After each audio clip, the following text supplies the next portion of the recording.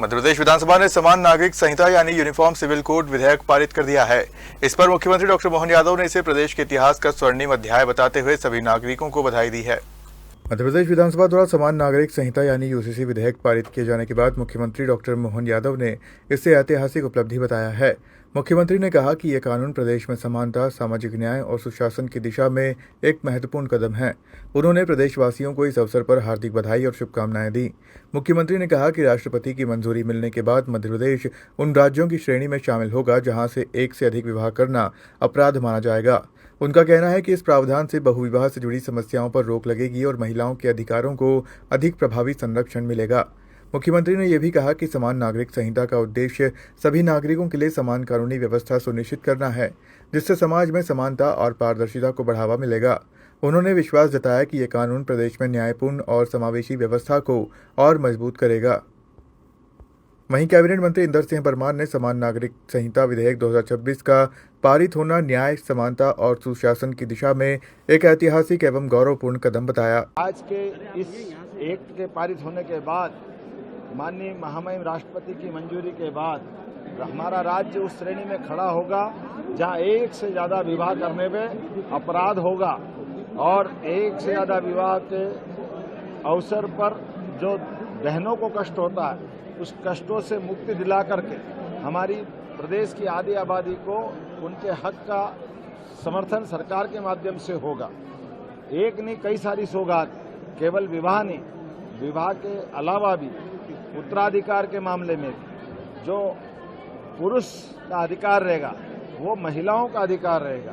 इसी प्रकार से दत्तक पुत्र से लगा करके सभी प्रकार के जीवन के जो अधिकार हैं वो अधिकार समान रूप से लागू किए जाएंगे। लिविंग रिलेशन में भी 1 महीने से कम समय में जो आयु विवाह की है 21 वर्ष और 18 वर्ष, उसका कोई उल्लंघन करेगा या विवाहेतर संबंध बनाने के लिए लिव इन इत्यादि की व्यवस्था में दुरुपयोग करेगा, उसको 5 साल के लिए जेल में डाला जाएगा।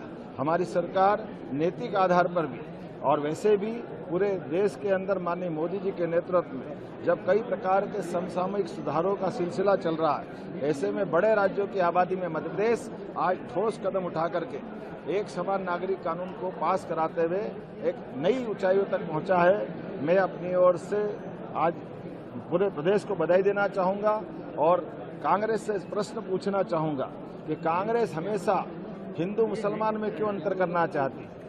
राम और रहीम दोनों को हम अगर एक चश्मे से देखना चाहते हैं तो दोनों में भेदभाव क्यों होना चाहिए? हम सब भारत माँ के लाल, भेदभाव का कहाँ सवाल? दोनों भाई भाई के बीच लड़ाने का काम कांग्रेस ने वर्षों तक किया है और वर्षों के उस गलत कारण से भारत के अंदर अतीत के काल में जब आज़ादी मिली तो देश का बंटवारा कांग्रेस की इसी गलत मानसिकता के कारण से हुआ है।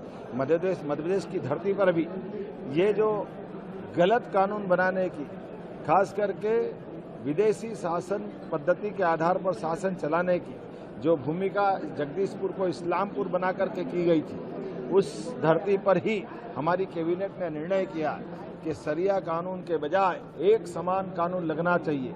मुझे इस बात की प्रसन्नता है आज मध्य प्रदेश की विधानसभा ने एक समान कानून लगा करके क्या हिंदू क्या मुसलमान सबके जीवन में बेहतरी का अवसर मिलना चाहिए। आज मध्य प्रदेश के इतिहास में एक गौरवशाली दिन है जब मध्य प्रदेश में भारतीय जनता पार्टी की सरकार ने श्रीमान मोहन यादव जी के नेतृत्व में हमने बड़ी आबादी को आज न्याय दिया है, न्याय देने का कानून बनाया है और मैं समझता हूं कि ये सभी वर्ग की महिलाओं के लिए एक संवैधानिक व्यवस्था इस कानून के द्वारा हुई है जो समानता और सबको संपत्ति के अधिकार देगी।